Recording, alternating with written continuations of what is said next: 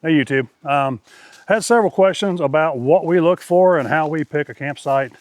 There's several different ways to do it. I'll probably be doing a video here soon on how to plan your first trip or how to use some of the different navigation programs or GPS programs and what to look for.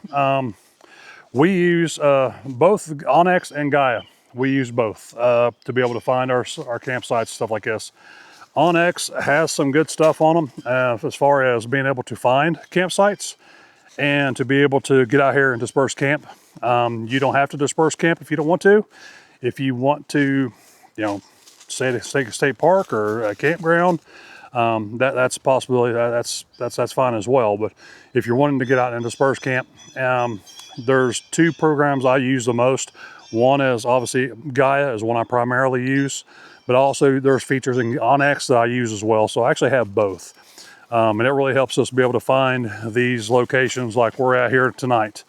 For stuff we look at, obviously typically we're looking for a creek or running water, just because of that soothing, relaxing sound. We like to sit around camp at night, have a nice fire going, and just be able to relax, unplug, talk about the day, and just really just soak it up. Here, let me split this around here real quick and I'll show you the current campsite we're in tonight. As you can see, we got the Gladiator set up. We ain't got the tent set up. With this being unlevel, you definitely have to be flexible and adaptive because not every campsite's gonna be perfect. As you can see, this campsite here is pretty unlevel except for the Gladiator setting. The Gladiator is actually almost perfectly level within 1 degree, amazingly. So we're happy with that. So Kristie, we got a fire going already, as you can see. Nice little fire. It's gonna be nice and toasty here in a little bit. Kristie's fixing dinner here, but these are the kind of sites that we look for, guys.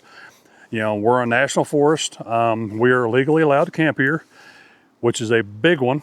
And you know, knowing where you're at, knowing if it's a private property or not, is critical when you're out overlanding like this, especially getting national forest, state forest, and different areas. It is very important to know where you're at and make sure you're not trespassing on someone's property, and make sure you're staying where you're legally allowed to stay at.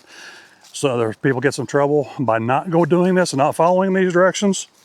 But guys, this is a big one, and that's where programs like Onyx and Gaia really come into play. I really like Gaia's overland or layer for private property owner, because you can see exactly where the property lines are. Onyx has that as well, but I actually like Gaia's better. But that's a couple of things real quick that that'll help you along your way. But this is the kind of site we look for, guys. I mean, as you can see here, we are in national forest. The sun's blaring through the trees here. It's going to be getting dark here soon, within about an hour, I would say. And so we're trying to get everything set up and ready for the evening, long before that comes. So if this helps you, if you got more questions, if this is something that you want to get into and do more of, let us know. You know, I've been in off-roading and been in this world since the late 80s, early 90s. We absolutely love it. And my goal is to protect this sport, to make sure that my grandkids and great-grandkids can come out here and enjoy this sport that Kristie and I love to do. You know, we've been doing this for a long time. Hell, Kristie and I have been married for 30 years now. So we've been together a long time. We've been doing this a long time, and we've been camping in a lot of different aspects. So everything from fifth wheels to obviously rooftop tents, ground tents, pop-up campers, everything in between. So if you've got questions about campers, let me know. I can help you out with that as well. We can talk to you about pros and cons about different types of setups. And not every camper is best for everybody. It depends on your lifestyle. So guys, if you got any questions, if we can help you with anything else, let me know. Thanks for watching.